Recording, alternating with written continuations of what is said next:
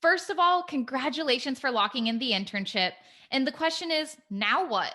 What do you do to be successful as an intern on Capitol Hill? And how do you get the most value from your experience? Hey guys, Melissa Dargan here, and welcome back to my YouTube channel on personal finance. And I'm excited to have again Victor Yang. Victor, do you want to introduce yourself? Thank you so much, Melissa, for welcoming me back to the channel. My name is Victor. I'm a former Congressional Intern Coordinator and was a Hill intern myself. So excited to be talking about how we can make the most out of our Capitol Hill internships. And as former interns ourselves, we wanted to create this video because it's things we wish we knew when we first started on our internship. And eventually, after we had our internship, getting hired on Capitol Hill and being an intern coordinator, we know what it takes to be successful, both from being an intern and also managing interns. So we're excited to share that with you. And we're going to cover why it's important to do well in your internship, the 3 tips that we have on how to be a successful intern. And if you stay to the end, we're going to give you some financial tips about paid internships, outside organizations that support interns financially, and some benefits that you definitely want to know about on Capitol Hill that will help you financially. So if you enjoy this video, please feel free to like and subscribe to Melissa's channel so we can get her monetized. But she also talks about how to manage your finances, because if you watch her videos, you don't make a lot of money in Congress. So you got to learn how to manage your finances and make sure that you are in tip-top financial shape. Thanks, Victor. If you want to learn more about the institution in general, because you are starting off on Capitol Hill, check out Victor's channel.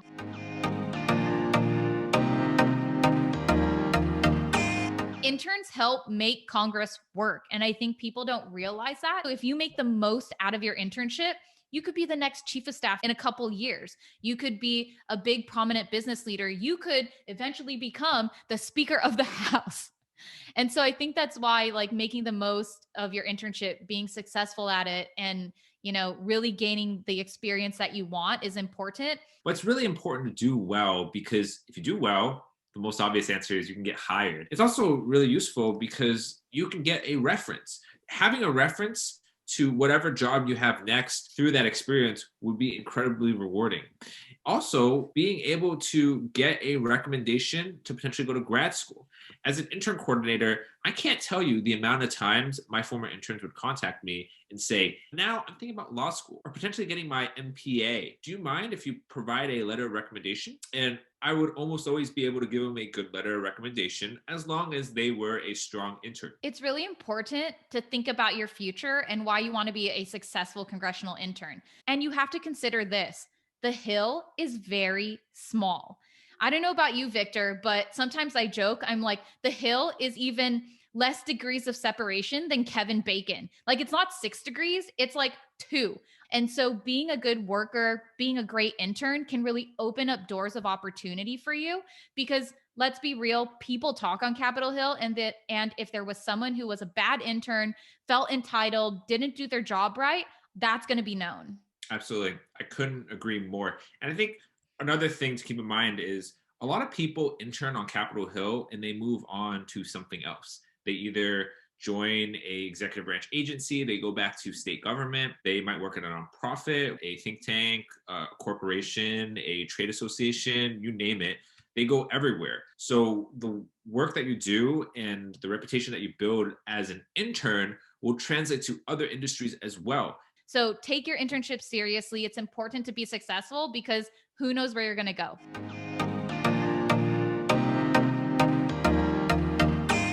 I want to start off by saying that as former interns ourselves and as former intern coordinators, we understand what it's like from both sides to be an intern and work as hard as we had to. And then also on the hiring end, what intern coordinators are looking for in successful interns. And so the 3 tips that we're about to share with you is something that we really had to think through that we think will help you be successful.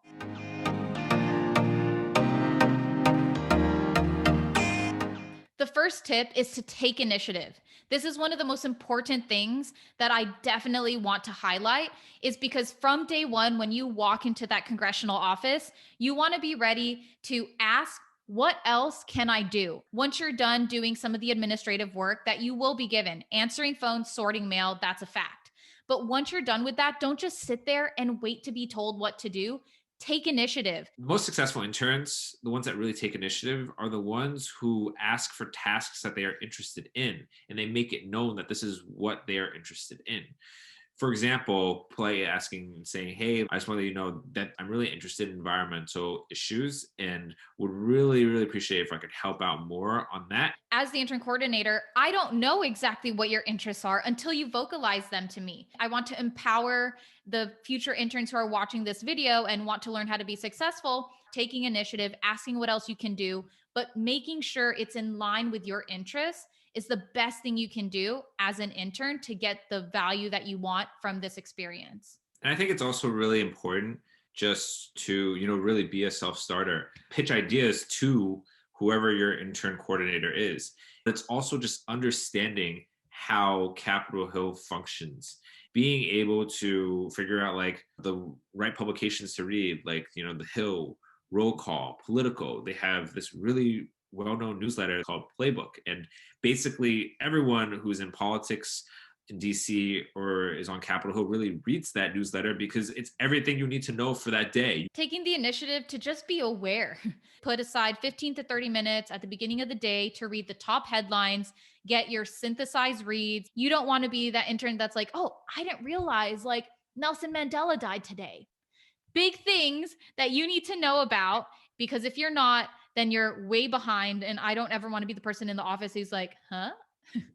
Like me, if someone came up to me and said like, hey, like, I know that Congress is working on this issue today and I know you cover that issue, I'd be like, dang, you really know your stuff. So you know what? Yeah, help me write that memo or help me write that letter. I like my life easier. I mean, to be honest, like, I have a million things to do. I could just let you do that, and then I could do the million other things I have to tackle this week. I'm super happy. You actually touched upon a good point. Anything you can do to take initiative to make their life easier that also can benefit you is a win-win, in my opinion. Honestly, all of you who are interning on the Hill right now, here's what you need to do if you want to really shine. Start reading the news, find something that you really, really enjoy doing in the news cycle, and offer that up. At that point, too, you are also learning.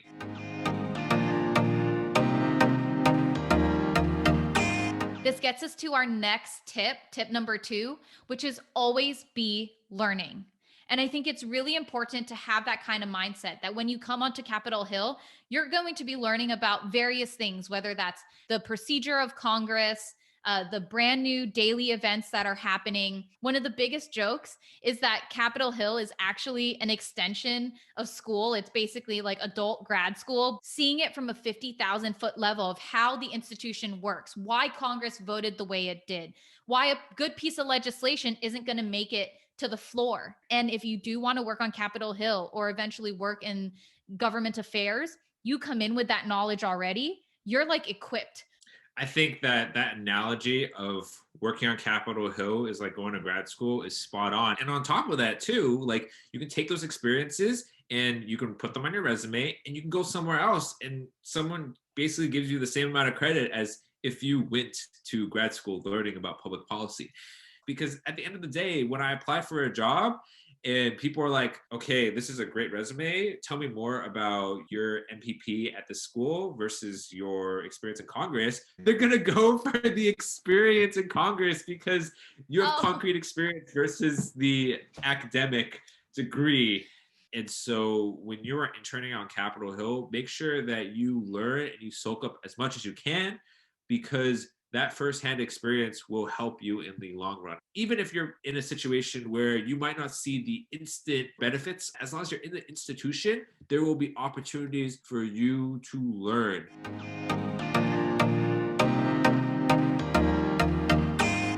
When I started on Capitol Hill, a lot of the work that I was doing I felt was irrelevant because I was doing things like tours and flags and answering the phones. And I thought, what the heck, anyone can do this, right? But what I was failing to realize was that those are great learning opportunities. And slowly, as I spent more time doing those tasks, I realized, oh, answering the phones actually isn't that bad, because I get a ton of phone calls when something really controversial is about to happen.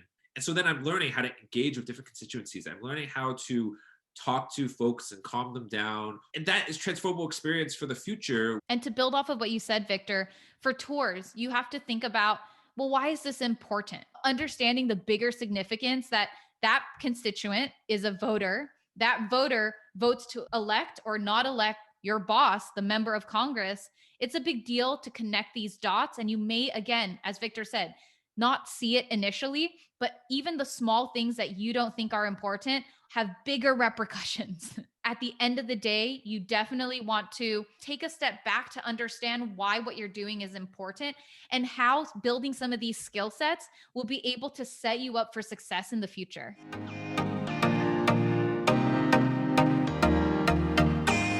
And last, but certainly not least, our third tip, build your network. So building your network is so important because that is your bread and butter. A lot of people on Capitol Hill and in politics say that's your currency. Your relationships are how you hear about new job opportunities, figure out which events would be really beneficial.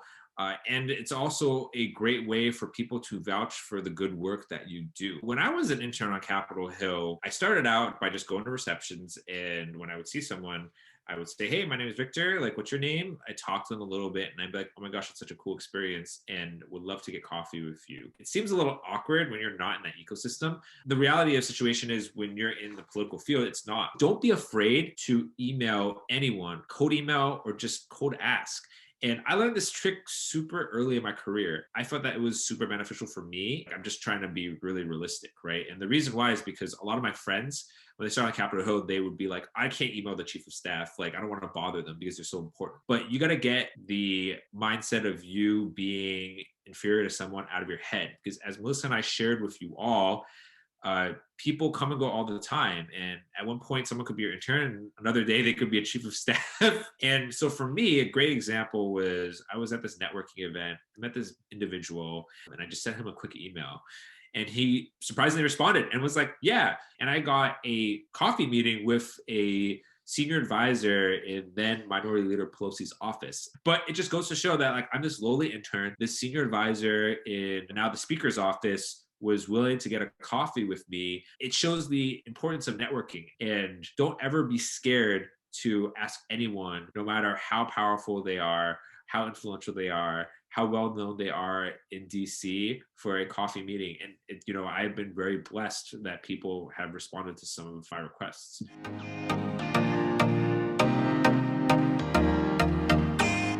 At the very least, you want to schedule one informational interview is what they call it on Capitol Hill, where, you take typically 20 to 30 minutes is a good window and say, hey, would love to just grab coffee with you. Make sure you make it easy when you make that initial email and say, hey, we met at X, would love to get your advice on Y. Here are times I'm available. When are you free?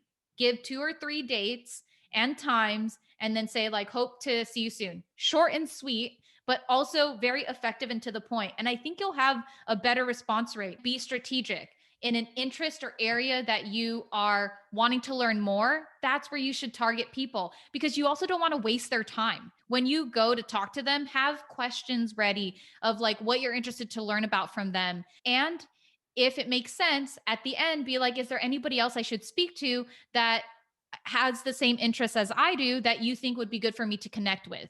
Always also have that snowball effect because that's how it will get you intro to new people that may not be in your initial orbit.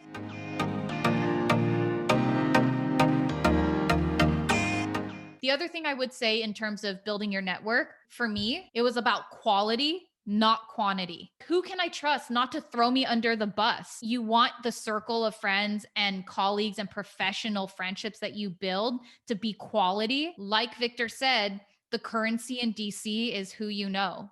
And I think also a couple points to keep in mind. Your network grows over time. It almost ages like a fine wine.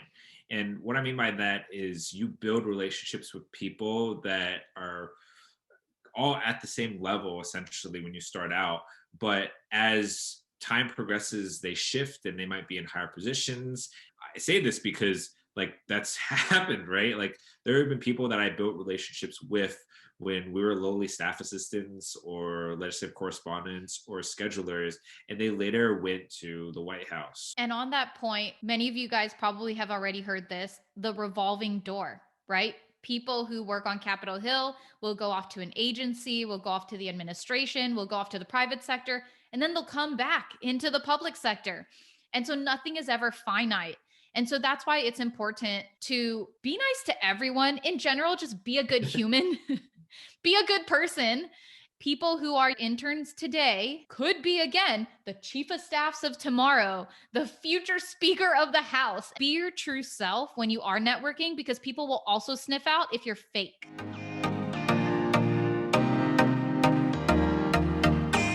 And now that you have the 3 tips to succeed, I also want to touch upon other things you should know about related to personal finance. One of which is paid internships.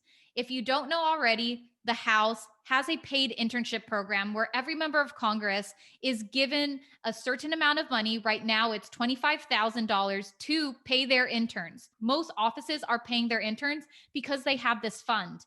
And if you want to learn more about the House paid internship program, check the link above or in the description below, because I did a video covering what it is and how an office can sign up for it. Another thing is, let's say your office is paying, but it's really minimal. Like maybe it's like $500 for the summer.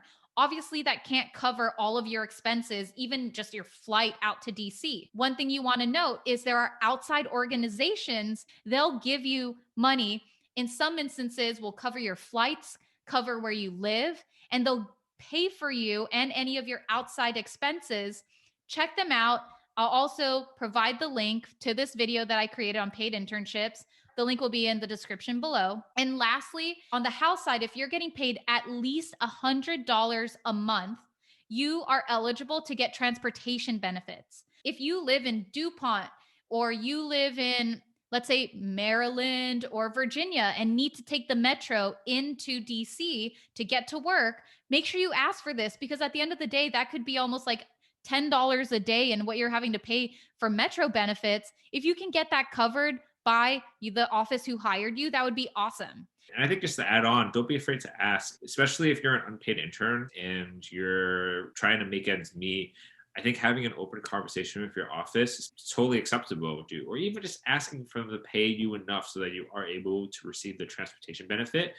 That would be just, really helpful, because then at the very least, you're being able to commute to and from your office for free. The worst they can say is no, right? But sometimes what we found out is some offices don't realize that these benefits even exist, because some of these benefits are very new. The House paid internship program didn't come in until I think 2019. But at the same time, that's still a pot of money that can only be spent on interns that offices just didn't realize. It doesn't affect their budget. And so I really would say be resourceful if money is an issue. Down below in the description, I link to a number of videos and resources that you can look at to look for outside organization help and paid internships. So with that, I wanted to just equip you with this information. It's not something I had when I was an intern. I was an unpaid intern. I basically had to pay the metro to get to work. So I actually paid to be free labor. And these are things that I'm so passionate about sharing the knowledge of, because honestly, taking out loans to work for free was very difficult. And it took me a while to pay that off after I graduated. And I don't want others to be in that position. So now with all that knowledge, we're excited for you to start your internship and get to Washington, D.C., or still work remotely, whichever one it is, or be in the district office and to crush it. We're hoping that these tips help you become a successful congressional intern and to also reap the benefits that come from it with the opportunities and the doors that it opens up for you. Let us know if you have any other questions. Feel free to comment below.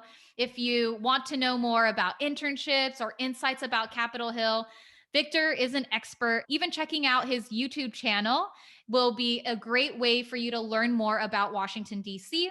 And if you found this video helpful, go ahead and hit that like button.